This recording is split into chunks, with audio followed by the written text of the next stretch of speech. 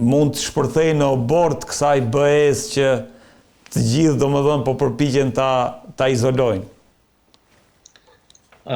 Po kjo është ajo pjesa më nevralgjike dhe që do duhet na interesonte shumë, po për fat keq politika shqiptare përgjithsisht ka ngelur mbrapa në përgjigje të këtyre ndryshimeve radikale në rrafshin gjeostrategjik. Ne do duhet kishim reaguar me kohë dhe si duhet, ndërkaq po reagojnë të tjerët në vend tonin, por sigurisht ata nuk do të mbrojnë interesat tona aq sa do duhet i mbronim ne. Reagimi i Shtetit Bashkuar të Amerikës në raport me hapat që kanë ndërmarrë do diku atje për ta shkputur tërësisht Republikën Serbe nga Federata Kroato-Bosnjake, respektivisht nga shteti që njihet ndërkombëtarisht si Bosnia dhe Hercegovina, tashmë ka marrë për masa gati thujse të pakthyeshme. Ryte ishte atje, sot ka zbarkuar sipas mediave serbe dhe djali i madh i Trumpit në Beograd, dhe investimi për ta mbajtur Vučićin tutje në pushtet, çuditërisht për kohë gjatë nga perëndimi, siç e thash, mund të rezultojë tmerrsisht i gabuar tashmë kur brenda Serbisë kemi tronditje të thella. Është java më e nxehtë në cilën ka hyrë Serbia tashmë.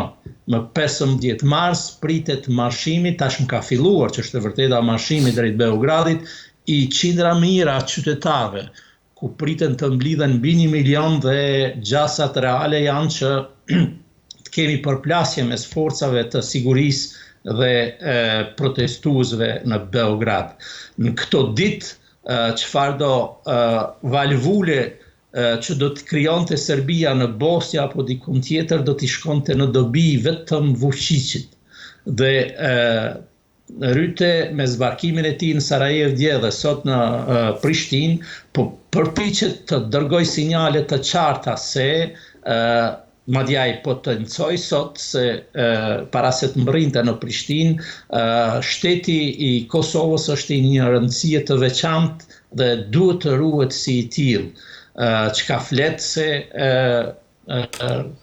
këto kërcënime janë lexuar qartë, kërcënimet të Serbisë për një hapje të një fronti të ri në Ballkan, prandaj po mirën masa konkrete.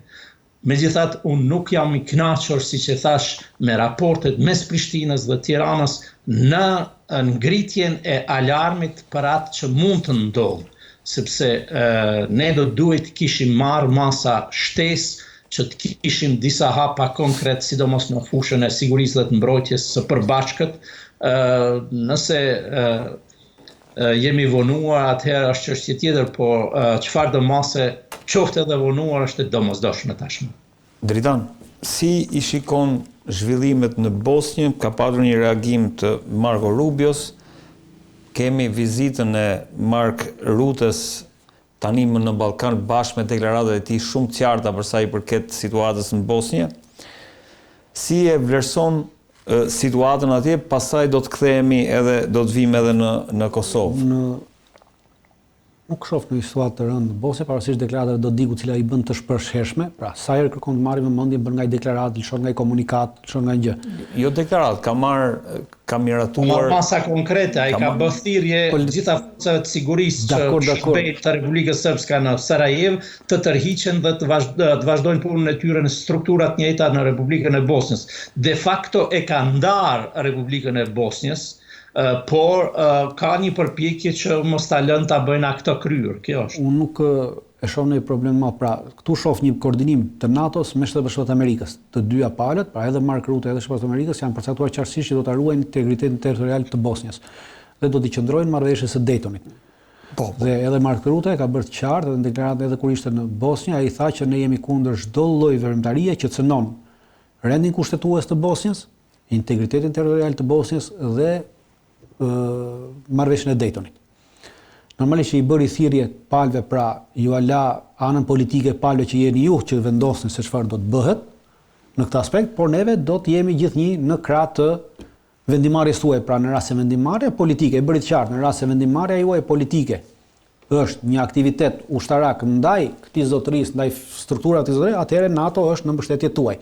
Ashtu siç ka thënë Shteti Bashkuar të Amerikës, pra në këtë moment do të përballet me fuqinë ushtarake të NATO-s, do të ushtarake të Bashkuar të Amerikës. Do kemi ndërhyrje ushtarake. Mund të kemi ndërhyrje ushtarake të NATO-s në rast se ana politike në Bosnjë merr vendim që e hedh poshtë këto deklarata, këto budalliqe të Dodikut, që po nisur të bëj, që ata i konsiderojnë budalliqe, dhe në këtë moment do kemi një ndërhyrje të NATO-s. Po thua. Kurse për mua, si dritan, unë them që është shumë gjë e mirë kjo që ka bërë Dodiku, ne duhet ta shfrytëzojmë dhe themi okay, në rast se Dodiku e bën këtë, atëherë ne skemi ç'a ulemi dhe bisedojmë më me Serbinë, pra skemi nevojë të bëjmë bisedime, ne të ndarë jemi.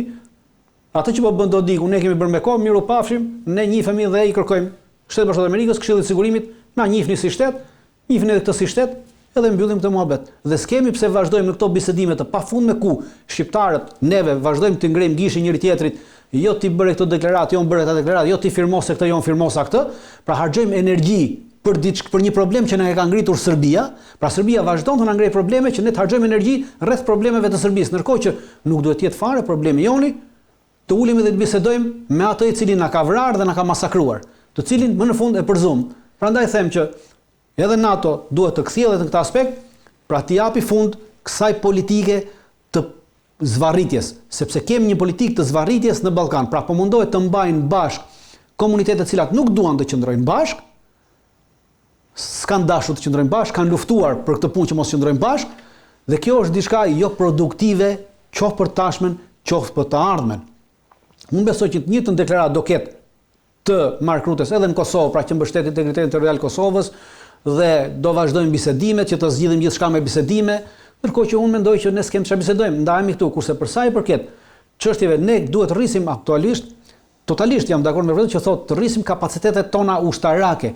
Kjo nuk do thotë që ne kur të rrisim kapacitetet tona ushtarake, nuk do thotë që ne të bëhemi gati të sulmojmë Serbinë për të marrë Preshevën ose Bujanovcin dhe Medvegjën me luftë. Jo, po do thotë që të rrisim kapacitetet tona ushtarake për nivele mbrojtje. Pra në rast se Serbia nesër lën mend, që nuk besoj që lën mend që të tentojë të sulmojë Kosovën, sepse e ka totalisht të humbur, dhe neve ti kemi këto kapacitete dhe kjo duhet nisur nga një marrëveshje e përbashkët Shqipëri-Kosovë për mbrojtje të përbashkët. Ne nuk e kemi një marrëveshje të tillë.